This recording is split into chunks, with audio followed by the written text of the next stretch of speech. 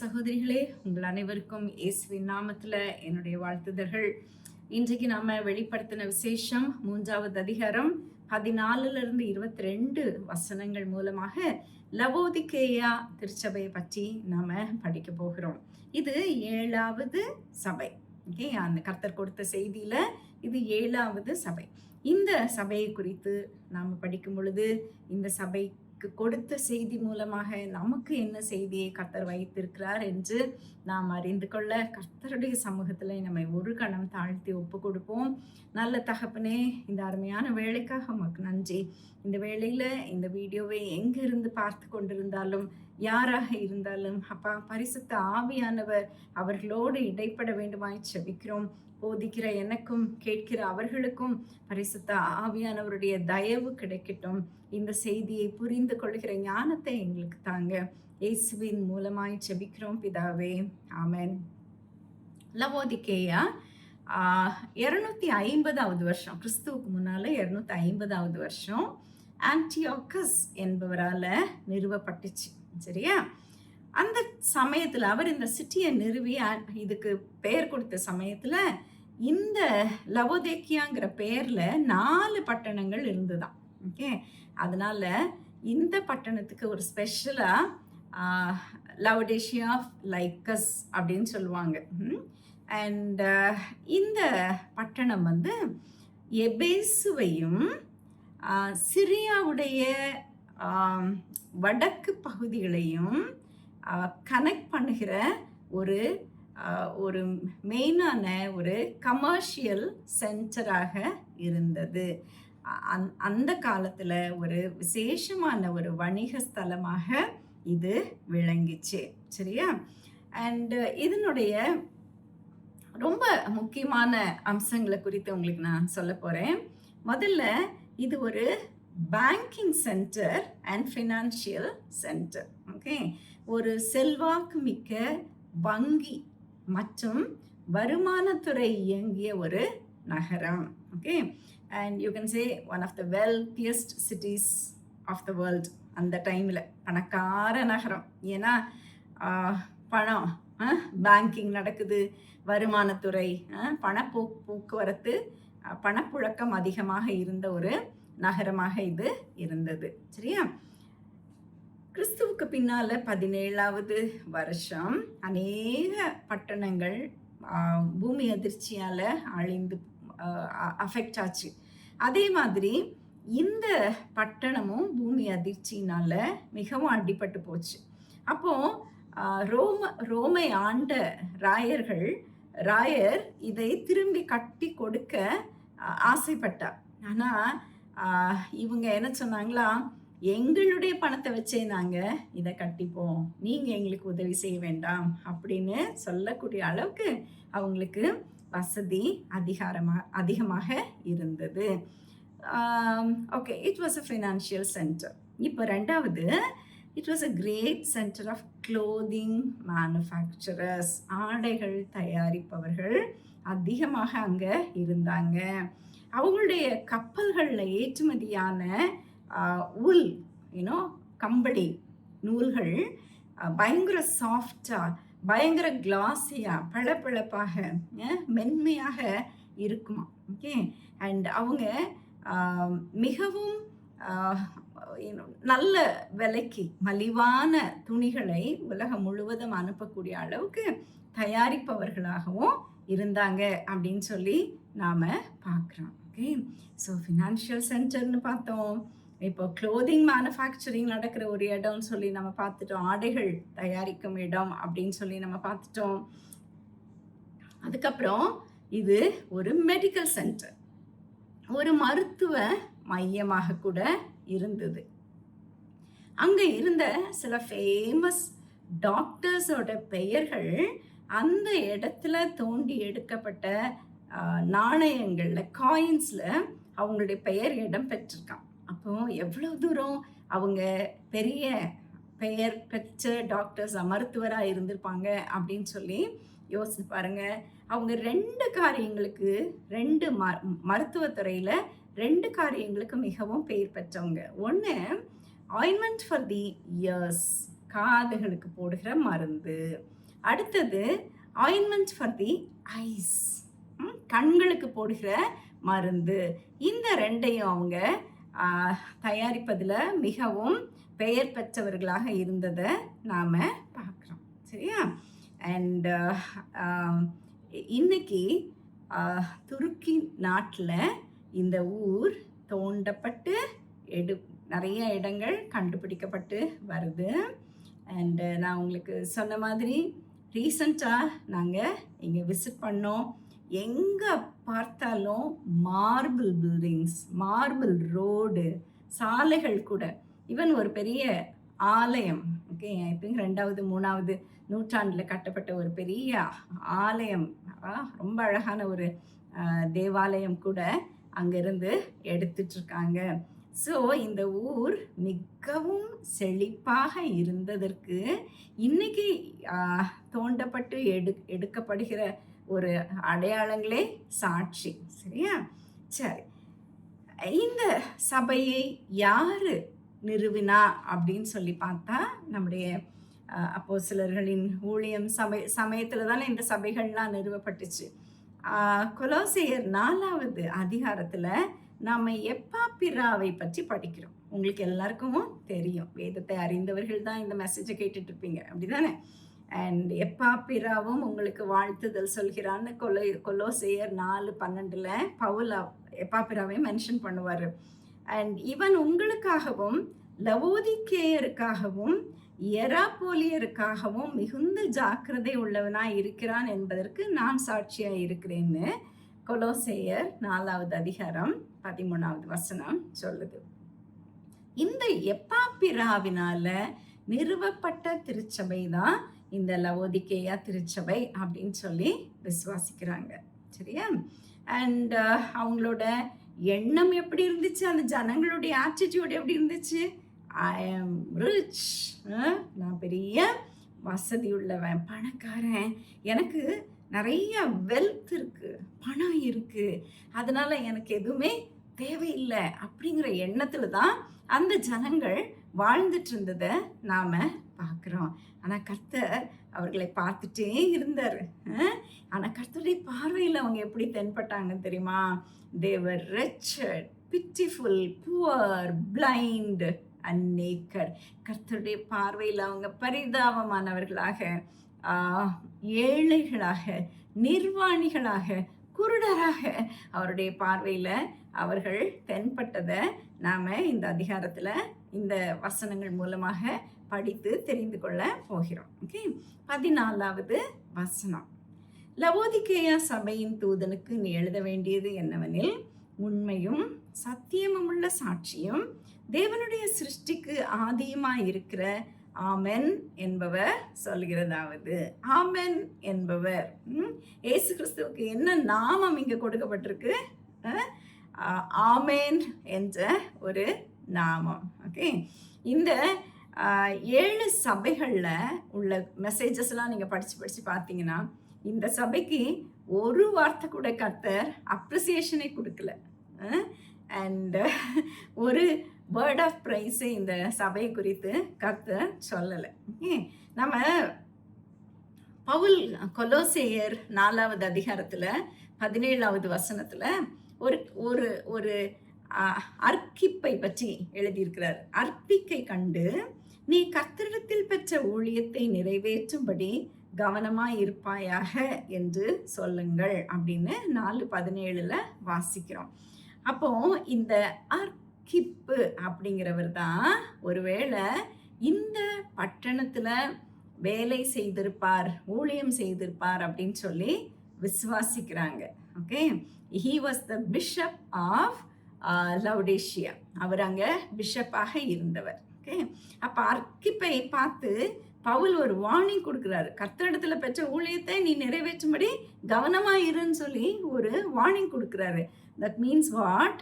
அவர் ஒரு தகுதியற்ற ஊழியராக, ஒரு திருப்தியற்ற ஊழியராக ஊழியம் செய்து கொண்டு இருந்ததுனால இந்த ஆவிக்குரிய அழிவு, ஒரு வளர்ச்சி குன்றிய நிலைமை இந்த திருச்சபையில காணப்பட்டுச்சு அப்படின்னு சொல்லி நாம பார்க்கிறோம். இன்னைக்கு கூட ஊழியக்காரர்கள் அன்வர்தியா தகுதியற்றவர்களாக இருப்பாங்களானா திருச்சபையில ஆவிக்குரிய வளர்ச்சி இருக்குமா? நிச்சயமா இருக்காது. இல்லை, அதுவும் ஒரு டீஜெனரேஷனுக்குள்ளே தான் போகும், ஒரு வளர்ச்சியற்ற தன்மைக்குள்ளே தான் அது போகும். Unsatisfactory, unfaithful ministry of the ministers. Okay, அவங்க டீஜெனரேஷனுங்கிற சீடை தான் விதைப்பாங்க. வளர்ச்சி குன்றிய தன்மையை கொண்டு வருகிற விதையை தான் அவங்க சபைக்குள்ள விதைத்து கொண்டு இருப்பாங்க. இப்போ கர்த்தருக்கு கொடுக்கப்பட்டிருக்கிற டைட்டில்ஸை நாம் இங்கே பார்க்க போகிறோம். அவரை என்னன்னு சொல்லி இந்த இடத்துல கர்த்தராக இயேசு கிறிஸ்துவுக்கு என்ன நாமம் கொடுக்கப்பட்டிருக்குன்னு சொல்லி நான் இப்போ சொன்ன மாதிரி அவருக்கு ஆமென் என்று அவருடைய ஒரு அழகான ஒரு நாமம் அவருக்கு கொடுக்கப்பட்டிருக்கு.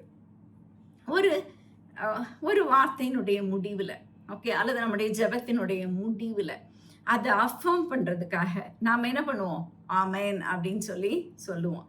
ஆனால் இயேசு கிறிஸ்துவுடைய நாமமே ஆமென் அப்படின்னு சொல்லி இங்கே வெளிப்படுத்தப்பட்டிருக்கிறத நாம் பார்க்குறோம். சரியா? இந்த நம்முடைய புதிய ஏற்பாட்டில் கர்த்தராகிய இயேசு கிறிஸ்து பூமியில் இருந்தப்போ ஜனங்களோடு பேசும் பொழுது அடிக்கடி மெய்யாகவே மெய்யாகவே நான் உங்களுக்கு சொல்லுகிறேன் அப்படிங்கிற வார்த்தையை யூஸ் பண்ணுவார்.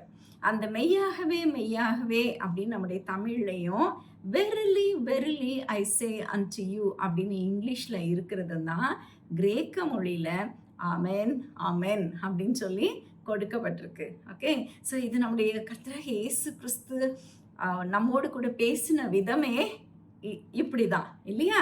அவரை ஆமென் என்று நமக்கு இந்த வசனம் வெளிப்படுத்துகிறது. அதுக்கப்புறம் அவரை பற்றி என்ன சொல்லியிருக்கு பாருங்க, உண்மையும் சத்தியமும் உள்ள சாட்சியும்.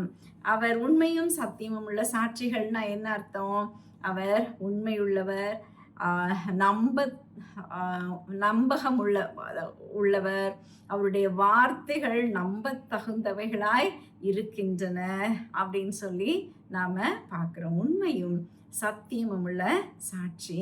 அவர் மாத்திரம்தான் ஒரு உண்மையான சாட்சி. எதுக்கு உண்மையான சாட்சி? பரலோகத்துக்கு அடுத்த காரியங்களை நம்மிடம் பகிர்ந்து கொள்வதற்கு ஒரு உண்மையான சாட்சி யாரு? நம்முடைய கர்த்தராக இயேசு கிறிஸ்து. ஏன்னா அவர் மாத்திரம்தான் அங்க பிதாவோடு கூட இருந்து எல்லாவற்றையும் கண்களால் கண்டவர். அது அவர் பிதாவுக்கு சமமானவர். அவர் மாத்திரம்தான் தேவனை குறித்து நமக்கு சாட்சி கொடுக்க முடியும். தேவனிடத்திலிருந்து வந்தவர் மாத்திரம்தான் தேவனை குறித்து சாட்சி கொடுக்க முடியும். ஓகே, அண்ட் தென் அவரை பற்றி நம்ம வேற என்ன படிக்கிறோம்? இதில் இந்த வசனத்தில் உண்மையும் சத்தியமும் உள்ள சாட்சியும், தேவனுடைய சிருஷ்டிக்கு ஆதியுமாய் இருக்கிற ஆமென் என்பவர் சொல்கிறதாவது. என்ன டைட்டில் கொடுத்துருக்கு?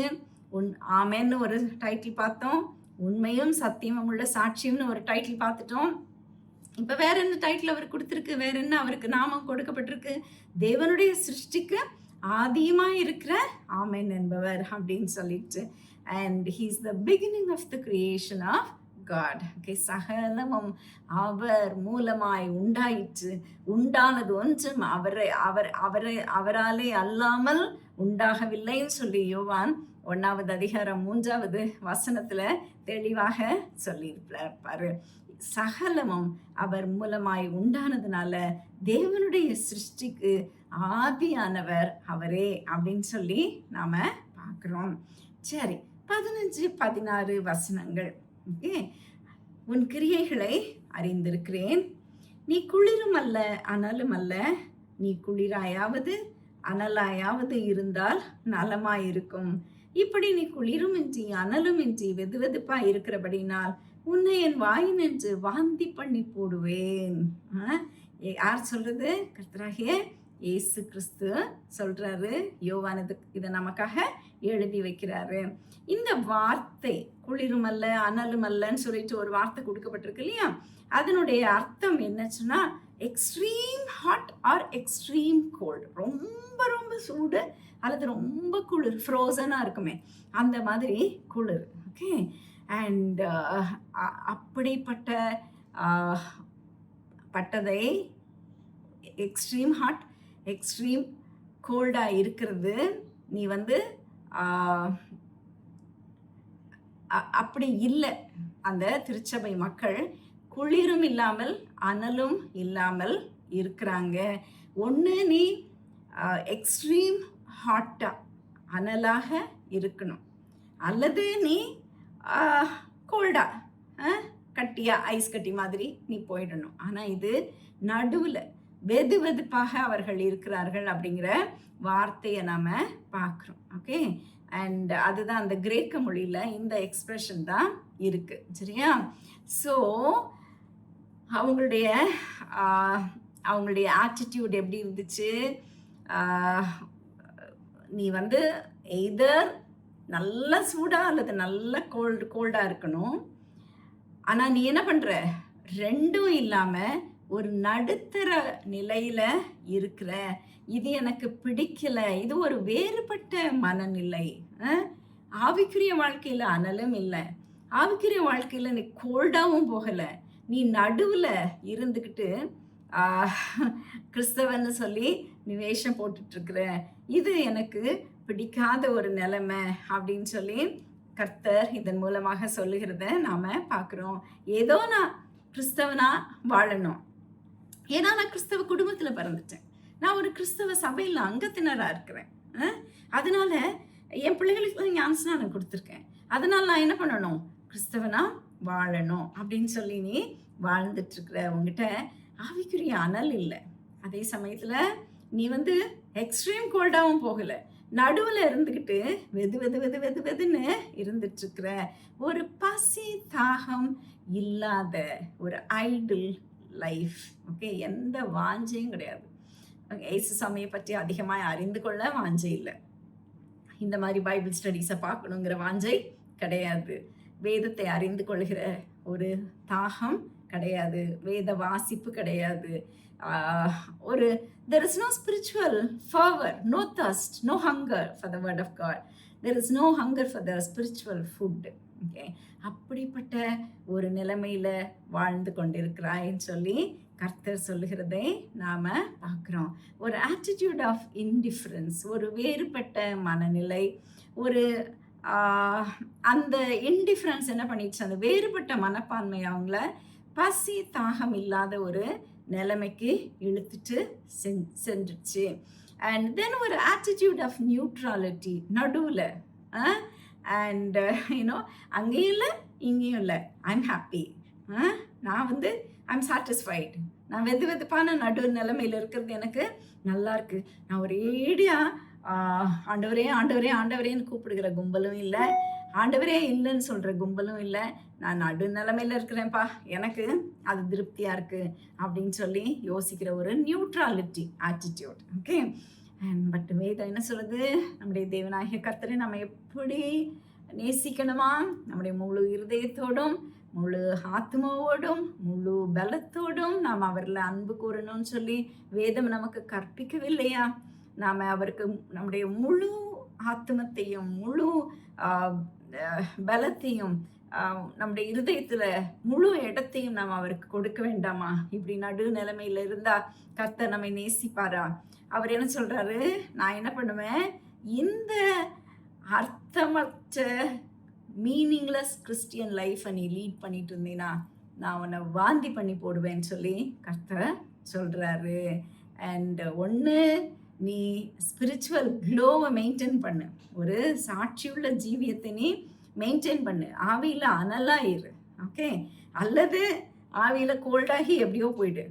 ஆனால் அப்படி நடுவில் இருந்துக்கிட்டு கிறிஸ்தவனாய் வேஷம் போட்டுக்கொண்டு வாழ்ந்து கொண்டிருப்பாயானா உன்னை நான் வாந்தி பண்ணி போடுவேன்னு சொல்லி கர்த்தர் சொல்லுகிறதை நாம் பார்க்குறோம். பாதி வழி பாதி கிணறு தாண்டினா நமக்கு தாண்ட முடியுமா? நான் பாதி கிணறு தாண்டிட்டேன் அப்படின்னு நின்று திரும்பி பார்த்தீங்கன்னா எங்கே போவீங்க? கிணத்துக்குள்ளே தான் நீங்கள் போவீங்க. பாதி கிணறு தாண்டாது, பாதி கிணறு தாண்டாது. எங்கள் அம்மா அப்பா கிறிஸ்தவங்க, நான் எப்படியாவது பரலோகத்துக்கு போயிடுவேன்னு சொல்லி யோசிக்காத. என்னுடைய தாத்தா போதகர் நான் எப்படியாவது பரலோகத்துக்கு போயிடுவேன்னு சொல்லி யோசிக்காத.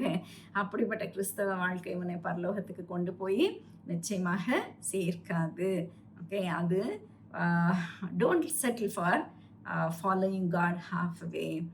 அண்ட் கர்த்தர் என்ன சொல்றாரு, உன்னை வாந்தி பண்ணி போடுவேன் அப்படின்னு சொல்லுகிறத நாம பார்க்குறோம். இன்னைக்கு நம்முடைய திருச்சபைகள் இப்படிப்பட்ட லூக்வார்ம்னஸ்ல தான் இருக்காங்க. ஒரு அனல் இல்லை, ஒரு ஸ்பிரிச்சுவல் ஹீட் அவங்ககிட்ட காணப்படலை, ஒரு அனலே கிடையாது. இன்னைக்கு ரிவைவல் மீட்டிங்ஸ்ன்னு சொல்லி நடத்துறாங்க, எழுப்புதல் கூட்டங்கள்லாம் நடத்துறாங்க, எல்லாமே பிஸ்னஸ் ஆகி போச்சு. எங்கேயோ இருந்த பணத்தை கொடுத்து ஸ்பீக்கர்ஸை கூட்டிகிட்டு வராங்க, இப்போ பேசுறதுக்கு பணம் கொடுத்து போதகர்களை ஸ்பீக்கர்ஸை கூட்டிகிட்டு வராங்க, சிங்கர்ஸ் வராங்க, பாடல் குழுவினர் வராங்க, பணம் கொடுத்து கூட்டிகிட்டு வராங்க. ஆனால் ஒரு ஆத்தும ஆதாயம் இல்லை. ஆத்தும ஆதாயம் இன்னைக்கு ஒரு பிஸ்னஸாகவே போயிடுச்சு, ஒரு பிஸ்னஸாகவே போயிடுச்சு. ஆத்ம ஆதாயம் இல்லைன்னு சொல்லி பார்க்குறோம். ஆத்ம ஆதாயத்தை குறித்த பாரத்தோடு எழுப்புதல் மீட்டிங்ஸ் காணப்படலை அப்படின்னு சொல்லி நம்ம பார்க்குறோம். இன்னைக்கு நம்மை ஆளுகை செய்கிறதெல்லாம் என்ன தெரியுமா, நம்முடைய ஞானம். we are very intelligent now, இல்லையா? நம்முடைய ஞானம், நம்முடைய டெக்னாலஜி, இன்னைக்கு இதுதான் நம்ம என்ன பண்ணுது, ஆளுகை செய்துட்ருக்கு. ஓகே, இதை தான் சாத்தான் முதல்லையே ஏவாள் கிட்ட சொன்னான். அவன் என்ன சொன்னான், நீ இந்த பழத்தை நீ புசிச்சின்னா நீ என்ன பண்ணுவ, தேவர்களை போல மாறிடுவ, உன் கண்கள்லாம் திறக்கப்படும், உனக்கு தேவர்களை போல மாறிடுவேன்னு சொல்லி, this is what he promised in the beginning, you shall be like gods அப்படின்னு சொன்னான். இன்னைக்கு அந்த அப்படிப்பட்ட இந்த உலக ஞானம், உலக வளர்ச்சி நம்மை தேவன் மேல சாராமல் உலகத்தின் மேல சாரும்படியாய் நம்மை அதிகமாய் கொண்டு போயிட்டு இருக்கிறத பார்க்குறோம். மனிதருடைய வளர்ச்சி, விஞ்ஞானம், இவைதான் நம்மை ஆளுகை செய்து கொண்டு இருக்குது. சரியா?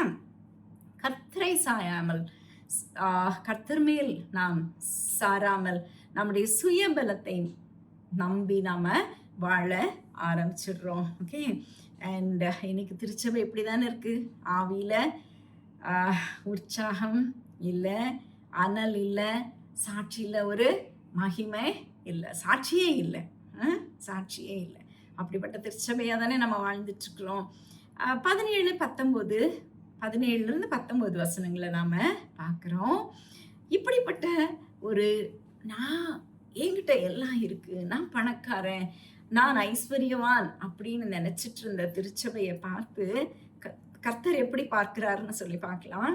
நீ நிர்பாக்கியம் உள்ளவனும் பரிதவிக்கப்படத்தக்கவனும் தரித்திரனும் குருடனும் நிர்வாணியுமாய் இருக்கிறதை அறியாமல் நான் ஐஸ்வர்யவான் என்றும் திரவிய சம்பன் என்றும் எனக்கு ஒரு குறையும் இல்லை என்றும் சொல்லுகிறபடியால் நீ ஐஸ்வர்யவான் ஆகும்படிக்கு நெருப்பிலே புடமட்ட பொன்னையும் உன் நிர்வாணமாகிய அவலட்சணம் தோன்றாதபடிக்கு நீ உடுத்தி கொள்வதற்கு வெண்வஸ்திரங்களையும் என்னிடத்திலே வாங்கி கொள்ளவும் நீ பார்வை அடையும்படிக்கு உன் கண்களுக்கு கலிக்கம் போடவும் வேண்டுமென்று உனக்கு ஆலோசனை சொல்கிறேன். நான் நேசிக்கிறவர்கள் எவர்களோ அவர்களை கடிந்து கொண்டு சிட்சிக்கிறேன். ஆகையால் நீ ஜாக்கிரதையாயிருந்து மனம் திரும்பு என ஒரு அருமையான ஒரு செய்தி பாருங்க. அந்த லவோதிகேயா மக்கள், they prided in their financial wealth but they were spiritually poor. அவங்க தங்களுடைய பண வசதியை குறித்து மிகவும் பெருமைப்பட்டார்கள். ஃபைனான்ஷியல் சென்டர் அது, பேங்கிங் சென்டர் அது, துணி மேனுஃபேக்சர் பண்ணுற சென்டர் அது. அதனால அவங்க என்ன பண்ணாங்க, தங்களுடைய இன்கம்மை பார்த்து, தங்களுடைய பணத்தை பார்த்து அவங்க ரொம்ப பெருமையாக இருந்தாங்க. கர்த்தரோ அவங்கள எப்படி பார்க்குறாரு, ஆவிக்குரிய வாழ்க்கையில் ஏழையாக பார்க்குறாரு அவங்கள.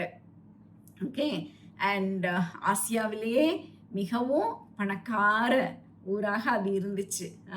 கடன் கொடுக்கறது, கடன் வாங்கிறது எல்லாமே அங்கே தான், பண போக்குவரத்து அதிகமாக இருந்த ஊர். கர்த்தரும் என்ன சொல்கிறாரு, நீ ஐஸ்வர்யவான் ஆகும்படிக்கு நெருப்பிலே புடமிட்ட பொண்ணை என்னிடத்துல வாங்கு அப்படின்னு சொல்லி சொல்றத நாம பார்க்கிறோம். 1 பேதுரு 1வது அதிகாரம் 7வது வசனம் புடமிட்ட விசுவாசத்தை குறித்து நமக்கு சொல்லுது. கர்த்தர் என்ன சொல்றாரு? புடமிட்ட பொன்னை என்னிடத்துல வாங்குன்னு சொல்லிட்டு.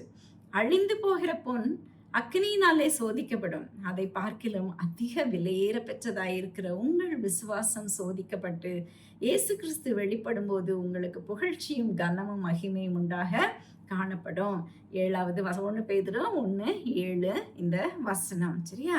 ஒருவன் தன்னுடைய பணத்தினால இதை எதையுமே கொள்ள முடியாது. சந்தோஷம், சமாதானம், இதெல்லாம் ஏதாவது கிடைக்குமா அவனுக்கு? ஆறுதல், இதெல்லாம் கிடைக்குமா? நிச்சயமா கிடைக்காது. ஒரு பீஸ் கிடைக்குமா? கிடைக்காது. பணத்தினால ஒரு மனிதனால விசுவாசத்தையோ சந்தோஷத்தையோ ஆறுதலையோ சமாதானத்தையோ பெற்றுக்கொள்ள முடியாது. அதனாலதான் அழிந்து போகிற பொன்னை விட விலை மதிக்க பெற்றது எது? விசுவாசம் அப்படின்னு சொல்லி பேதுரு சொல்லுகிறத நாம பார்க்கிறோம். ஏன்னா விசுவாசம் நமக்கு இருக்குமானா நமக்கு சந்தோஷம் கிடைக்கும், ஆறுதல் கிடைக்கும், சமாதானம் கிடைக்கும். எல்லாமே நம்ம இந்த உலகத்துல எதை விரும்புகிறோமோ அது நமக்கு கொடுக்கறது நம்முடைய விசுவாசம் மட்டுமே. அதுக்கப்புறம் கர்த்தர் என்ன சொல்றாரு அவங்கள பார்த்து? அவங்க க்ளோதிங் சென்டர் வச்சிருந்தாங்க. அவங்க உலகத்திலேயே துணிமணிகள் தயாரிக்கிறதுல முதன்மையா இருந்தாங்க. அவங்கள பார்த்து என்ன சொல்றாரு? நீ நிர்வாணமா இருக்கிற அப்படின்னு சொல்றாரு. அவங்க ஸ்பிரிச்சுவலி தேவர் நேக்கட். உன் நிர்வாணமாகிய அவலட்சணம் தோன்றாதபடிக்கு நீ உடுத்தி கொள்வதற்கு வெண்வஸ்திரங்களையும் என்னிடத்திலே வாங்கி கொள்ளவும். கர்த்தர் என்ன சொல்றாரு? அவங்களுக்கு வெண்வஸ்திரத்தை ஆஃபர் பண்றத நாம பார்க்கிறோம். வா, என்கிட்ட வா. நீதான் உலகத்துக்கே துணி சப்ளை பண்றேன்னு சொல்லி யோசிச்சுட்டு இருக்க. ஆனா நீ நிர்வாணமா இருக்கிறத நீ உணரவே இல்லை. நீ என்னிடத்துல வா. நீ என் கண்கள்ல மிகவும் ஏழையாய் காணப்படுகிற, ஆவிக்குரிய வாழ்க்கையில மிகவும் ஏழையா இருக்கிற, என் கண்ணில் நீ நிர்வாணமாய் காணப்படுகிற, நிர்வாணமாய் உன்னை பார்க்கிறேன். நீ என்னிடத்தில் வந்து வெண் வஸ்திரங்களை பெற்றுக்கொள்னு சொல்லி கர்த்தர் சொல்றத நாம பார்க்கிறோம். இந்த நிர்வாணம்ங்கிறது ஒரு வேர்ஸ்ட் ஹியூமிலியேஷன், ஒரு வேர்ஸ்ட் ஷேம், ஒரு வெட்கம், ஒரு ஒரு மிகுந்த அவமானத்துக்குரிய ஒரு காரியம். ஓகே.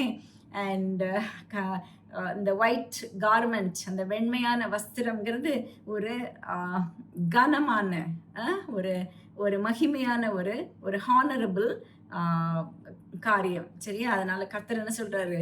உன்னுடைய அவமானம், உன்னுடைய வெட்கம், இவை எல்லாத்தையும் எடுத்து போட்டுட்டு நீ என்னிடத்துல வா, நான் உனக்கு வெண்மையான வஸ்திரத்தை கொடுத்து உன்னை நான் மகிமைப்படுத்துவேன்னு சொல்லி கர்த்தர் சொல்றத நாம பார்க்கிறோம். அப்புறம் இந்த மக்கள் கண்களுக்கு மருந்து தயாரிக்கிறதுல உலக புகழ் வாங்கியிருந்தாங்க. பயங்கரமான மெடிக்கல் டாக்டர்ஸ்லாம் அங்க இருந்தாங்க. அங்க அந்த இடத்துல கர்த்தர் என்ன சொல்றாரு? அவங்கள, ஐயோ நான் உன்னை குருடா பாக்குறேன், நீ உலகத்துக்கெல்லாம் மருந்து கொடுக்குற, நான் உன்னை குருடா பாக்குறேன். என்ன சொல்றாரு பாருங்க 18வது வசனத்துல, நீ பார்வையடையும்படிக்கு உன் கண்களுக்கு கலிக்கம் போடவும் வேண்டுமென்று உனக்கு ஆலோசனை சொல்லுகிறேன். they thought they were very famous in their eye salve. But அது வந்து எல்லா ஊருக்கும் எக்ஸ்போர்ட் பண்ணாங்க, வெரி ஃபேமஸ். ஆனால் அவங்க ஆவிக்குரிய வாழ்க்கையில் குருடராய் காணப்பட்டாங்க. தேவனுடைய பார்வையில் தாங்கள் நிர்வாணமாக இருக்கிறத தாங்களே உணர முடியாத அளவுக்கு அவங்க குருடராய் காணப்பட்டாங்க. தங்களுடைய ஓன் ஸ்பிரிச்சுவல் பாவர்ட்டி, தங்களுடைய ஏழ்மைத்தனத்தை தாங்கள் உணர முடியாத அளவுக்கு அவர்கள் குருடராய் காணப்பட்டாங்க. தங்களுடைய சொந்த குருட்டுத்தன்மையை உணர முடியாமல் அவர்கள் உலகத்துக்கு முழுவதுக்கும் கண்களுக்கு மருந்து தயாரித்து கொடுத்ததை நாம பார்க்கிறோம். கர்த்தருடைய பரிசுத்த பிரசன்னத்தில் நாம காண்போமானால் நாம என்ன நிலைமையில இருக்கிறோம்னு சொல்லி இன்னைக்கு நாம உணர முடியும். அன்பின் தேவனுடைய பிள்ளைகளே, நாம பரிசுத்தமான தேவனுக்கு முன்பாக நிற்கும் பொழுதுதான் நாம ஏழையாய், நிர்வாணியாய், குருடராய் இருப்பதை நம்மால உணர முடியும். தேவனுடைய சமூகத்துல, தேவனுடைய பரிசுத்தத்துக்கு முன்பாக வந்து நில். உன்னுடைய நிலைமையை நீ கம்பேர் பண்ணிப்பாரு. அப்போ உனக்கு தெரியும் நீ எவ்வளவு பரிதபிக்கப்படுகிற நிலைமையில இருக்கிறங்கிறது அப்பதான் உனக்கு புரியும். கர்த்தரை அவருடைய மகிமையில், அவருடைய பரிசுத்தத்தில் காணும் பொழுது நாம நம்முடைய வாழ்க்கையில ஒரு எழுப்புதலை கொண்டு வர முடியும். கர்த்தரை அவருடைய பரிசுத்தத்தில் நாம தரிசிக்கும் போது நாம அவருடைய சமூகத்துல நம்முடைய குறைகளை உணர்ந்து கன்ஃபஸ் பண்ண முடியும். ஏசாயா தேவனுடைய சிங்காசனத்தை பார்த்தார். தேவனை பார்த்த உடனே அவர் தன்னை பார்த்தார். ஆண்டவரே, நான் அசுத்த உதடுகள் உள்ள மனிதன் சொன்னாரு. தேவனை பார்த்த உடனே தான் நிலைமைய உணர்ந்தத அந்த மனிதனை குறித்து நாம பார்க்கிறோம். இன்னைக்கு தேவனுடைய பார்வையில நீ எதையுமே மறைக்க முடியாது. தேவனுடைய பரிசுத்தத்துக்கு முன்பாக வந்து நில்லு. அவருடைய பார்வையில எந்த பாவத்தையும் உன்னால மறைக்கவே முடியாது. தேவனுக்கு முன்னால தேவனுடைய பரிசுத்தத்துல நிற்கும் பொழுது நீ இன்னைக்கு என்ன நிலைமையில இருக்கங்கிறத கர்த்தர் உனக்கு வெளிப்படுத்துவார். தேவனுடைய பரிசுத்தத்துக்கு முன்பாக வருவாயா? கர்த்தர் தாமே உன்னுடைய நிலைமையை உனக்கு உணர்த்தி நீ ஏழ்மையாய், நிர்வாணியாய், குருடனாய் இருப்பதை உனக்கு வெளிப்படுத்தி தன்னண்டை உன்னை சேர்த்து கொள்வார். 19வது வசனம், நான் நேசிக்கிறவர்கள் எவர்களோ அவர்களை கடிந்து கொண்டு சிட்சிக்கிறேன், ஆகையால் நீ ஜாக்கிரதையாய் இருந்து மனம் திரும்பு. இங்க சிட்சிக்கிறேன்னு சொல்ற ஒரு வார்த்தையை நம்ம பார்க்கிறோம். இந்த சிட்சிக்கிறேங்கிற வார்த்தைக்கு ஒரு பெஸ்ட் ரிபியூக் அப்படிங்கிற வார்த்தைக்கு ஒரு பெஸ்ட் எக்ஸாம்பிள் என்னன்னா, நாத்தான் தீர்க்கதரிசி நேத்தன் தாவீதுகிட்ட வந்தாரு. தாவீதுகிட்ட வந்துட்டு அவங்கிட்ட வார்த்தையால் அவனை கொட்டி தீர்க்கல. ஐயோ நீ பாவம் பண்ணிட்ட, பச்சிவா கூட நீ பாவம் பண்ணிட்ட, கர்த்தர் உன்னை நரகத்துக்குள்ள தள்ளிடுவாருன்னு போயிட்ட, உன் காலெல்லாம் முடிஞ்சு போச்சுன்னு சொல்லலை. எப்படி பேசினாரு? ஒரு கதையை சொல்லி அவனுடைய நிலைமைய அவன் உணரும்படியாக செய்தான் இல்லையா? இது இந்த ரிபியூக்குங்கிற வார்த்தை சிட்சிக்கிறவர் கடிந்து கொண்டு சிட்சிக்கிறேன்னு சொல்லியிருக்கிறார் பாருங்க. அந்த கடிந்து கொள்ளுதல்ங்கிற வார்த்தை நிச்சயமாக தண்டனை இல்லை.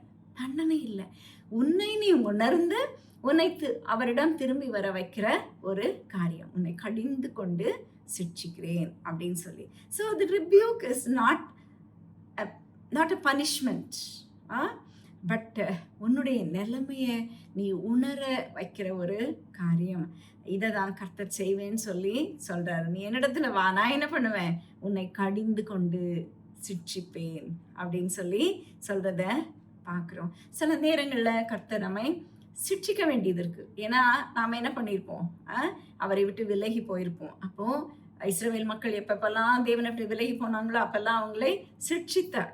அப்புறம் அவங்க எப்பப்பெல்லாம் மனம் திரும்பினாங்களோ அப்போ என்ன பண்ணார், ரட்சகரை அனுப்பினார். ஓகே, ஒரு நல்ல விளையாட்டு வீரனை வந்து அவன் கிரவுண்டில் என்னென்ன மாதிரிலாம் கஷ்டப்பட்டு ட்ரைனிங்லாம் எடுக்க வேண்டியது இருக்குது. அடிப்படும், கீழே விடுவான், அவ்வளோ கஷ்டப்பட்டு ஒரு ட்ரைனிங் எடுக்கிறது தான் இந்த மாதிரி ஒரு சிக்ஷையை நம்ம அதோட கம்பேர் பண்ணி பார்க்கலாம். ஏன்னா அப்படிப்பட்ட ஒரு ஹார்டஸ்ட் ட்ரைனிங் தான் கர்த்தர் நமக்கு கொடுக்குறாரு. ஒரு நல்ல அத்லட்டாக நம்ம மாறணும்னு சொன்னால் எப்படிப்பட்ட ஒரு கடுமையான ட்ரைனிங் வேணுமோ அதை தான் கர்த்தர் நமக்கு இந்த பூமியில் இருக்கும்போது கொடுக்குறார். கடிந்து கொண்டு சிட்சிப்பேன், அதனால நீ என்ன பண்ணிடு, மனம் திருந்து அப்படின்னு சொல்லி கர்த்தர் சொல்றத நாம பார்க்குறோம். ஜாக்கிரதையா இரு, மனம் திரும்பு, உன் நிலைமையை நீ உணர்ந்து கொள். நீ ஒருவேளை சிட்சிப்பின் காலத்துல நீ போய்கொண்டிருப்பாயானா கர்த்தருக்கு அதற்கு நன்றி செலுத்து. தயவுசெய்து இவர் என்னை கஷ்டமான டைம்ல ஆண்டவர் கொண்டு போயிட்டு இருக்கிறான்னு சொல்லிட்டு முழங்காத. கர்த்தர் உன்னை தம்மிடமாய் கொண்டு வரதா இந்த காரியங்களை செய்து கொண்டிருக்கிறார். தேவனுக்கு நன்றி செலுத்து. 20வது வசனம், இதோ வாசற்படியிலே நின்று தட்டுகிறேன், ஒருவன் என் சத்தத்தை கேட்டு கதவை திறந்தால் அவனிடத்தில் நான் பிரவேசித்து அவனோட போஜனம் பண்ணுவேன், அவனும் என்னோட போஜனம் பண்ணுவான். ஒரு ப்ளீடிங் கிரைஸ்ட நாம இங்க பார்க்கிறோம். இதுதான் ஒரு யூனிக்னஸ் இன் கிறிஸ்டியானிட்டி நம்ம சொல்லலாம். உன்னை தேடி வருகிற தேவன். இதோ வாசற்படியிலே நின்று கதவை தட்டுகிறேன். உன்னை தேடி வருகிற ஒரு தேவன். Uniqueness of Christianity. He is the lover of your soul. அவர் உன் ஆத்ம நேசர். அவர் உன் ஆத்ம நேசர். அவர் உன்னை தேடி வருகிறார். கிறிஸ்தவத்தின் தனித்துவமே இதுதான். இன்னைக்கு உலகத்துல மனுஷன் தேவனை தேடி அலைந்து பல இடங்களுக்கு ஓடி அலைந்து திரிந்து கொண்டிருக்கும் பொழுது, தங்களையே வருத்தி கொண்டு கடவுளை தேடி அலையும் பொழுது, இந்த தேவன் நம்மை தேடி வருகிறார். இதோ வாசற்படியிலே நின்று கதவை தட்டுகிறேன் அப்படின்னு சொல்லி. அவங்களுடைய ஆவிக்குரிய நிலைமை பரிதாபமாக இருந்தது. அவங்க ஒன்றும் பெரிய ஸ்பிரிச்சுவல் அவேக்கனிங்கோட இல்லை. அவங்க ரொம்ப பரிதவிக்கக்கூடிய நிலைமையில ஏழைகளாய், ஆவிக்குரிய வாழ்க்கையில ஏழைகளாய், குருடராய், நிர்வாணிகளாய் வாழ்ந்தாரு. ஆனா அவர்களை தேடி யார் வருது? கர்த்தராகிய இயேசு கிறிஸ்து வருகிறார். என்னை தேடி வந்தார், உன்னையும் தேடி வருவார். அந்த சபையின் ஆவிக்குரிய நிலைமையை அறிந்த அவர்களை தேடி வந்து கதவை தட்டுகிறாரே தவிர அவர்களை அவர் வெறுக்கவில்லைன்னு சொல்லி நாம பார்க்கிறோம். நம்முடைய கர்த்தராகிய இயேசு கிறிஸ்து ஒரு நல்ல மேய்ப்பனாக, ஒரு ஆட்டை தேடி சென்ற ஒரு நல்ல மேய்ப்பனாக நாம் அவரை பார்த்துருக்கோம். அது நம்முடைய இயேசு கிறிஸ்துவை தவிர யாருமே செய்ய முடியாதது. அவரை போல யாருமே கிடையாது. அவர் நம்ம மேல வாஞ்சை உள்ளவராக இருக்கிறார். அவர் நம்மை தேடி வருகிறார்னு சொல்லி நாம பார்க்கிறோம். அப்புறம் என்ன சொல்றாரு? ஒருவன் என் சத்தத்தை கேட்டு கதவை திறந்தால் அவனிடத்தில் நான் பிரவேசித்து அவனோட போஜனம் பண்ணுவேன், அவனும் என்னோட போஜனம் பண்ணுவான். யூஸ்வலா எல்லா வீடுகள்லையுமே மார்னிங் பிரேக்ஃபாஸ்ட் வந்து குயிக்காக எடுப்பாங்க. லஞ்ச் வந்து எடுத்துகிட்டு போயிடுவாங்க. வேலைக்கு போகிற இடங்கள்ல அவங்கவுங்க பேக் பண்ணிட்டு போயிடுவாங்க. ஆனால் இந்த சப்பர் மாத்திரம்தான் அந்த நாள் முழுவதும் வேலை செய்து வந்து டயர்டாக வர்றவங்க ஒரு ஃபெலோஷிப்காக அமர்ந்து சாப்பிடுகிற மீல் வந்து சப்பர். ஓகே, அதனால தான் I will sub with him அப்படிங்கிற வார்த்தை இருக்கு. உன்னோடு கூட உட்கார்ந்து அவர் உன்னோடு கூட ஒரு ஐக்கியம் கொள்ள ஆசைப்படுகிறான்னு சொல்லி பார்க்குறோம். தேவன் மனிதனை உருவாக்கியதே அவனோடு ஐக்கியம் கொள்ளதான். ஆதாமோடு ஐக்கியம் கொண்டான்னு சொல்லி பார்க்குறோம். ஒரு இன்டிமேட் ஃபெலோஷிப், ஒரு இன்டிமேட் ஃப்ரெண்ட்ஷிப் கர்த்தர் நம்மகிட்ட விரும்புகிறாரு அப்படின்னு சொல்லி நம்ம பார்க்குறோம். ஆபிரகாமை தேடி வந்தார் தேவன். மம்ரேங்கிற இடத்துல அவனோடு கூட வந்து போஜனம் பண்ணினார். மோசைய மேலே வர சொன்னார். தன்னண்டையில கூப்பிட்டு அவன் கையில் 2 கையிலையும் பலகை, கட்டளைகள் உள்ள பலகைகளை, கமாண்ட்மெண்ட்ஸ் உள்ள பலகைகளை கொடுத்து அவனை கீழே அனுப்பினார். ஏன்னா ஒரு ஃப்ரெண்ட்ஷிப், ஒரு intimate fellowship and friendship with you my dear friend. முகமுகமாய் பேசி உன்னோடு கூட ஒவ்வொரு நாளும் உறவாட அவர் ஆசைப்படுகிறார். மகா பெரிய தேவன், ஆமேன் என்ற நாமமுடையவர், ஆதியிலே உலகத்தை சிருஷ்டித்தவர் உன்னோடு உறவாட விரும்புகிறார். அவர் உன்னோடு வந்து ஃபெல்லோஷிப் கொள்ள, உனக்குள்ளாக அவரும் அவருக்குள்ளாக நீயும் ஒரு ஃபெல்லோஷிப்குள்ளே வர்றதுக்கு நீ இடம் கொடுப்பியா? கர்த்தர் அதற்காக காத்துட்ருக்கிறாரு.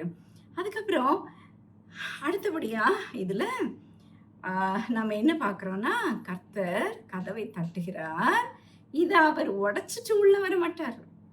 கர்த்தர் இதை உடைச்சிட்டு உள்ளே வர மாட்டார். நாம தான் திறக்கணும். ஒருவன் என் சத்தத்தை கேட்டு கதவை திறந்தால், உன்னுடைய இருதயத்தை உடைத்து கொண்டு வருகிற தேவன் அவர் அல்ல. நீ தான் என்ன பண்ணணும்? அவரை கதவை திறந்து உள்ள விடணும். ஹோல்மன் ஹண்ட் அப்படிங்கிறவர் ஒரு பெரிய ஃபேமஸ் பெயிண்டிங்கை பண்ணார். அதில் ஒரு ஹியூமன் ஹார்ட், நம்முடைய ஹார்ட், அதுக்கு வெளியில் ஹேண்டில் இல்லை, அதுக்கு உள்ள மாத்திரம்தான் லாக்கும் ஹேண்டிலும் உள்ள மாத்திரம்தான், வெளியே கிடையாது. வெளியிலேருந்து யாருமே உன் இருதயத்தை திறந்துட்டு உள்ளே போக முடியாது. உள்ளுக்குள்ள நீ திறந்து வழி விட்டாதான் உனக்குள்ள யாரும் வர முடியும். அதுதான் ஹியூமன் ஹார்ட்னு சொல்லி வரைந்தார். Only you can open it. Okay, and இது இந்த வசனத்தை நம்ம யூஸ்வலாக இதோ வாசற்படியிலே நின்று கதவை தட்டுகிறேன், ஒருவன் என் சத்தத்தை கேட்டு கதவை திறந்தால் அப்படிங்கிற வசனத்தை நாம் என்ன யோசிப்போம், இது விசுவாசிகள் அல்லாதவர்களுக்கு சொல்லப்பட்ட வார்த்தைன்னு சொல்லிட்டு நாம் பிரசங்கம் பண்ணும் பொழுதெல்லாம் அதை சொல்லி முடிப்போம் இல்லையா? நான் my dear church, remember it was written to a church. லவோதிக்கேயங்கிற திருச்சபைக்கு தான் கர்த்தர் இந்த வார்த்தையை கொடுத்தார், அவ்விசுவாசிகளுக்கு அல்ல. அவ்விசுவாசிகளுக்கு கொடுக்கப்பட்ட அழைப்பு இல்லை. அப்போ திருச்சபையாகிய நாம என்ன பண்றோம், அவரை வெளியே நிற்க வச்சுட்டு ஆராதனையை நடத்துகிறோம். உள்ள எப்படி நடத்துகிறோம்? நல்ல பாட்டு பாடுறோமே, நல்லா வர்ஷிப் பண்ணுறோமே, நல்லா கொடுக்குறோம், நல்ல சர்வீஸ்லாம் இருக்குது, பியூட்டிஃபுல்லாக இருக்குது, நல்ல ஊழியத்துக்கெலாம் போகிறோம், நிறைய ஆக்டிவிட்டீஸ்லாம் இருக்குது. ஆனால் என்ன மிஸ் ஆகுது? அவருடைய பிரசன்னம் மிஸ் ஆகுது. அவர் நம்மோடு கூட இல்லைங்கிறதையும் நம்ம உணர்றதில்லை. அவர் எங்கே நிற்கிறாரு? திருச்சபைக்கு வெளியே நிற்கிறாரு. பிரசன்னம் இல்லாத சபையாக, பிரசனத்தை இழந்தவர்களாக நாம் எப்படி ஆராதிக்கிறோம் அவரை பாருங்க. அவர் நம்மோடு இல்லைங்கிறத நாம் உணரக்கூட இல்லை. நம்முடைய சபையில் கர்த்தருடைய பிரசன்னம் இல்லைங்கிறத கூட நம்மளால் உணர முடியாத அளவுக்கு நாம் வாழ்ந்துட்டுருக்குறோம். அவரை யார் வெளியில் அனுப்பிட்டா? எப்படி அவர் வெளியே போனார்? உள்ளே தானே இருந்தார், எப்படி அவர் வெளியே போயிட்டாரு? நம்முடைய உலகத்தோடு ஒத்த வேஷம்தான், வேற ஒன்றும் இல்லை. 6 நாளும் நமக்கு சொந்த இஷ்டப்படி நடந்துட்டு 7வது நாள் சபையில் போய் உட்காந்து ஆராதனையிலையும் ஆக்டிவிட்டீஸ்லையும் உற்சாகமாக பார்ட்டிசிபேட் பண்ணுறோமே, இந்த காம்ப்ரமைசிங் லைஃப் தான் கிறிஸ்துவை சபை விட்டு வெளியே விலக்கிடுச்சு. இயேசு சாமியை அன்னைக்கு யூதர்கள் மறுதளித்தாங்க. அவருடைய சொந்த தேசம் அவரை சிலுவையில் அறைந்தாங்க. இன்னைக்கு அவருடைய திருச்சபையாகிய நாம அவரை வெளியே நிற்க வச்சிருக்கிறோம். He stands outside and knocks. He knocks. இன்று நாம் அவரை வெளியே நிற்க வச்சிட்ருக்கிறோம். And how do we get him back inside our church? Election வைக்கலாமா? ஓட்டு போடலாமா? வேற எப்படி கொண்டு வர்றது? யுனானிமஸாக அவர் ஓட்டு போட்டு கொண்டு வந்துடுவோமா? இல்லை. ஒவ்வொரு இண்டிவிஜுவலும், ஒவ்வொரு தனிப்பட்ட மனிதனும் தன்னுடைய பூட்டப்பட்ட இருதயத்தை திறந்து அவரை உள்ளே வரவழைக்கும் பொழுது, நீ அவருக்குள்ளும் அவர் உனக்குள்ளும் வாழும் பொழுது தேவனுடைய பிரசன்னம் நம்முடைய சபைக்குள்ள வர முடியும். 21 22 வசனங்கள் பாருங்க. அவங்களுக்கு என்ன வாக்குத்தத்தம் கொடுக்கிறாருன்னு, நான் ஜெயம் கொண்டு என் பிதாவினுடைய சிங்காசனத்திலே அவரோட கூட உட்கார்ந்தது போல ஜெயம் கொள்கிறவன் எவனோ அவனும் என்னுடைய சிங்காசனத்தில் என்னோட கூட உட்காரும்படி அருள் செய்வேன். ஆவியானவர் சபைகளுக்கு சொல்கிறதை காதுள்ளவன் கேட்க கடவன் என்று எழுது என்றார். என்ன ஒரு அற்புதமான ரிவார்டு பாருங்க. த விக்டர், இந்த உலகத்துல வெற்றியோடு வாழ்க்கையை நடத்துறவன், ஜெயம் கொள்ளுகிறவன் என்ன பண்ணுவானா, கர்த்தருடைய தேவனாக இயேசு கிறிஸ்துவுடைய சிங்காசனத்தில் அவரோடு கூட அமர்ந்து ஆளுகை பண்ணுவானா. என்ன ஒரு அற்புதம் பாருங்க. ராஜாதி ராஜா அவர் தம்முடைய சிங்காசனத்தை உனக்கு ஷேர் பண்றதுக்காக காத்துட்டு இருக்கார். எங்க இந்த ப்ரிவிலேஜ் நமக்கு கிடைக்கும்? நீ இந்த பூமியில ஜெயம் கொண்ட வாழ்க்கையை நீ வாழ்வாயானா, if you lead a victorious life, you're going to share his throne in heaven. Isn't that beautiful? இதை நமக்கு கொடுக்க நம்முடைய கர்த்தராகிய இயேசு கிறிஸ்து காத்திருக்கிறார்னு சொல்லி நாம பார்க்குறோம். இது காதுள்ளவன் கேட்க கடவன். ஆவியானவர் இது சபைகளுக்கு கொடுக்குற மெசேஜ். அந்த காலத்துல அந்த சபைக்கு கொடுத்த மெசேஜ்னு யோசிக்காத, இன்னைக்கும் காதுள்ளவன் கேட்க கடவன் சொல்லி இது நம்ம ஒவ்வொருத்தருக்காக எழுதப்பட்ட மெசேஜ் அப்படிங்கிறத ஒவ்வொரு செய்தியை முடிக்கும் பொழுதும் ஆவியானவர் எழுதியிருக்கிறத நாம பார்க்குறோம். இந்த லவோதிக்கேயா சபையின் காலம் நம்முடைய திருச்சபையின் காலத்தோடு எப்படி கம்பேர் பண்ணப்பட்டிருக்கு? நான் ஒவ்வொரு திருச்சபையின் காலம் முடிந்த உடனே உங்களுக்கு நான் இதை சொல்லிட்டு வரேன்.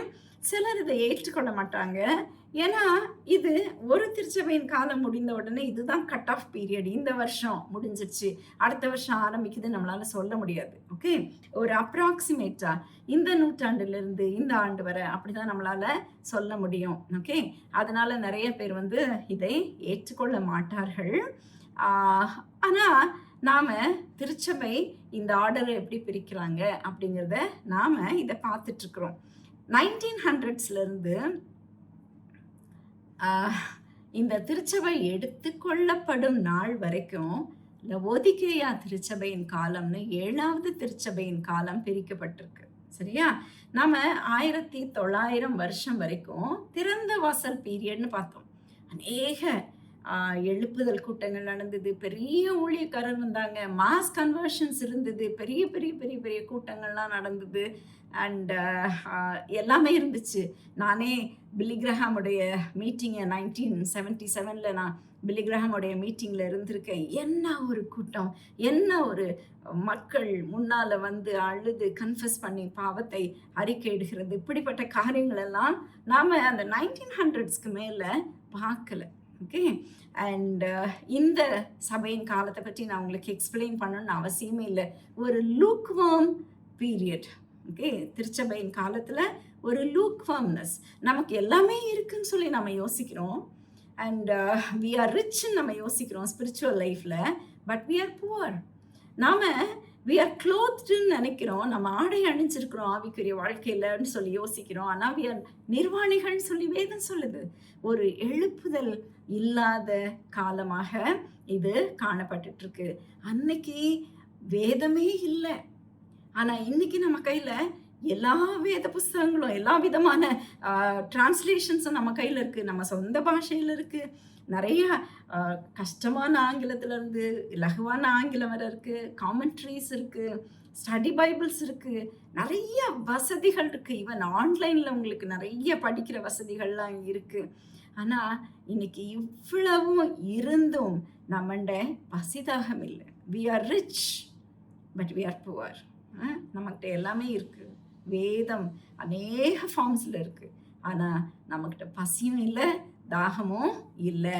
நாம் என்ன பண்ணுறோம், ஆலயங்களில் ஒரு ஈவெண்ட் மாதிரி கேதர் பண்ணுறோம். கோயிலுக்கு போகணுன்னா இட்ஸ் லைக் அன் ஈவெண்ட். ரொம்ப சந்தோஷமாக கிளம்புறோம், துணியெல்லாம் மாற்றிட்டு ஒரு ஈவெண்ட் மாதிரி இருக்குது. Okay, we are blessed with everything but we are blind and naked in our spiritual life ன்னு சொல்லி நாம் பார்க்குறோம். அண்ட் இன்னைக்கு திருச்சபையானது தன்னுடைய நித்தியமான வாழ்க்கையை, இட்டாலிட்டியை எதுக்கு விற்குதுன்னு சொன்னால், வீடு வாங்கிறது, நல்ல வேலைக்கு போகணுங்கிறது, and holding a good job, self sufficiency. எனக்கு நான் எப்படியாவது நல்லா பார்த்துக்கிடணும், என்னையும் என் பிள்ளைகளையும் நல்லா பார்த்துக்கிடணும், நம்முடைய டெக்னிக்கல் என்ஹான்ஸ்மெண்ட், இதுக்கெல்லாம் நம்முடைய நித்திய வாழ்க்கையை நம்ம விற்றுக்கிட்டே இருக்கிறோம். எதுக்கு முக்கியத்துவம் கொடுக்குறோம்? இவை தான். எப்படியாவது ஒரு லைஃப்பில் ஒரு வீடை வாங்கிடணும், எப்படியாவது ஒரு நல்ல வேலைகளை போயிடணும், எப்படியாவது நமக்கும் நம்ம பிள்ளைகளுக்கும் சரியாக சேர்த்து வச்சிடணும். இப்படிப்பட்ட ஒரு காரியத்துக்காக நம்முடைய நம்முடைய இட்டர்னிட்டியை, நம்முடைய நித்திய வாழ்க்கையை நம்ம விலை பேசிக்கொண்டே இருக்கிறோம். நித்தியமான வாழ்க்கையை உலக வாழ்க்கைக்காக விற்று கொண்டு நம்ம ஓடிக்கிட்டே இருக்கிறோம். வீடு வாங்க உழைக்கிறோம், நல்ல வேலைக்காக உழைக்கிறோம், சுய திருப்தி, சுய நம்பிக்கை இதெல்லாம் நமக்கு வேணும். ஆனால் கர்த்தருடைய பார்வையில் நம்ம எப்படி இருக்கிறோம்? குருடராய், நிர்வாணியாய், ஏழைகளாய் பரிதபிக்கக்கூடிய நிலைமையில காணப்பட்டிருக்கிறோம். கர்த்தரை நோக்கி பார், இந்த உலகத்தின் பிடியிலிருந்து கர்த்தர் உன்னை விடுவிக்கணும்னு பாரு. ஒருவேளை கர்த்தர் உன்னை சிட்சிக்கலாம், கடிந்து கொண்டு சிட்சிப்பேன்னு சொல்றாரு. உன்னை கடிந்து கொண்டு சிட்சித்தாலும் உன்னை அவர் அணைத்து கொள்வார். அவர் உன்னோடு கூட வந்து உனக்குள்ளாக வந்து போஜனம் பண்ண காத்திருக்கிறார். ஓகே, ஆனால் நம்முடைய லுக்வார்ம்னஸில் நாம் கண்டினியூ பண்ணினா, நம்ம இப்படியே மனம் திரும்பாமல் இப்படி தொடர்ந்து வாழ்வோமானால் அவர் நம்மை வாந்தி பண்ணி போடுவார்னு சொல்லி நாம் பார்க்குறோம். அப்படிப்பட்ட நிலைமையில தான் இன்னைக்கு கிறிஸ்தவ சபைகள் இருந்துட்டுருக்கு. And sad part is we have trust Jesus out of our church services. நம்முடைய கர்த்தராகிய இயேசு கிறிஸ்துவை திருச்சபையை விட்டு வெளியே நிற்க வைத்திருக்கிறோம். அவர் தொடர்ந்து தட்டி கொண்டே இருக்கிறார். அவருடைய பிரசனம் இல்லாமல் நம்முடைய திருச்சபைகள் நடந்துட்டுருக்கு. எத்தனை பிரச்சனைகள், எத்தனை கோர்ட் கேசஸ், எத்தனை பண மோசடிகள் திருச்சபைகளுக்குள்ள. கிறிஸ்துவை நம்ம வெளியே நிற்க வச்சிட்ருக்கிறோம். இது பரிதாபமான ஒரு நிலைமையில நடந்து கொண்டிருக்கு. கர்த்தர் நம்மோடு கூட எதிர்பார்ப்பது நாம் அவரோடு கூட ஐக்கியம் கொள்ளணும். அவர் நமக்குள்ளாகவும் நாம் அவருக்குள்ளாகவும் தரித்திருந்து இருக்கணும்னு சொல்லி ஆண்டவர் விரும்புகிறார். Abide in me and I will abide in you. இதை தான் கர்த்தர் நம்மக்கிட்ட விரும்புகிறார். முதல்ல நீ எனக்குள்ள வா, அப்புறம் நீ என்ன பண்ண, வெளியில் போய் கனி கொடுக்கலாம். ஆனால் நம்மள அநேகர் முதல்ல வெளியில் ஓடி போய் கனி கொடுக்கணும்னு பார்க்குறோம். கிறிஸ்துவோடு கூட ஐக்கியம் கொள்ள தவறி விடுகிறோம். லூக்வார்ம்னஸ், ஒரு வெதுவெதுப்பான வாழ்க்கையை வாழ்ந்து கொண்டிருக்காயா? இந்த திருச்சபையின் காலம் எப்போ முடியும் தெரியுமா? ஒவ்வொரு திருச்சபையின் காலத்துக்கும் நான் ஒரு கட் அவுட் பீரியட் கொடுத்தேன். இந்த வருஷத்துலேருந்து இந்த வருஷம், இந்த வருஷத்துலேருந்து இந்த வருஷம்னு. இந்த திருச்சபையின் பீரியடுக்கு எந்த கட் அவுட் பீரியடும் யாராலையும் கொடுக்க முடியாது. ஏன் தெரியுமா? எப்போ முடியும் தெரியுமா இந்த திருச்சபையினுடைய காலம்? என்னைக்கு திருச்சபை மேலே எடுத்து கொள்ளப்படுகிறதோ, ராப்சர் அப்படின்னு சொல்கிறாங்க இல்லையா, அந்த நாள் வரை இந்த திருச்சபை பூமியில் இருக்கும். அது என்னைக்கு வருதோ, என்னைக்கு கர்த்தருடைய சத்தம் உன்னை மேலே வான் கூப்பிடுதோ, அன்னைக்கு இந்த திருச்சபையினுடைய பீரியட் முடியும். திருச்சபை மேலே எடுத்துக்கொள்ளப்படும். 2 பேர் மாவாட்டிட்டு இருப்பாங்க.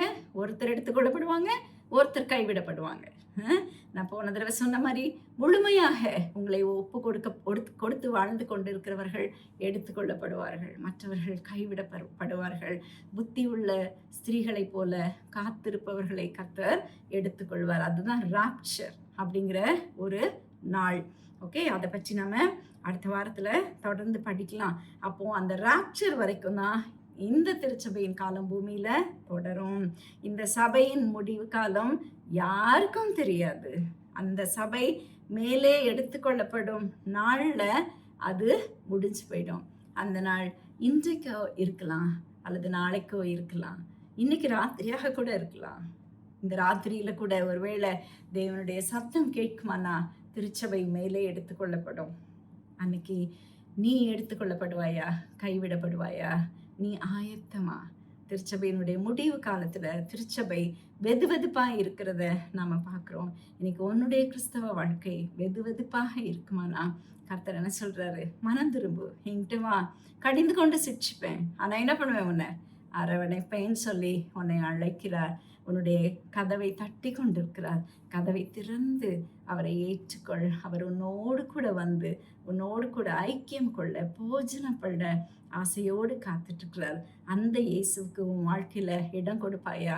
இந்த வேத வார்த்தைகள் மூலமாக கேட்டுக்கொண்டிருக்கிற உங்கள் ஒவ்வொருவரையும் கர்த்தர் தாமே ஆசீர்வதிப்பார். ஆமென்.